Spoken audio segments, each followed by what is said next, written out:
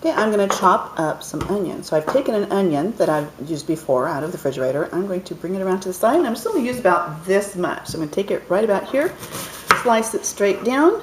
Actually, I'll probably use more than that. So I'm going to bring it here and slice all that over to there. I'm going to cut these, and I'm going to put this back in my little bag and put it back in the fridge.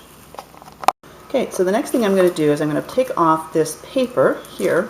That's no good to eat. So we're just going to get rid of those. Stick them in the garbage, or better yet, stick them in your compost bin.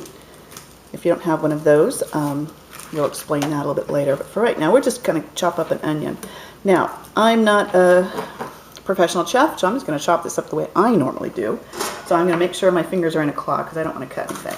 I'm just going to slide them across like that, make little bits like this. When I get down to this end here, I'm just going to hold it this way. Be very careful. This knife will chop your finger off. We don't want that to happen.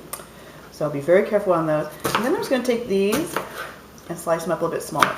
I don't need finely chopped onions for the recipe that I'm going to be using these for. So I'm just going to chop those up just like this. Now sometimes you'll notice that the onions will make your eyes water really bad. If that happens, it's normally because your knife is not sharp.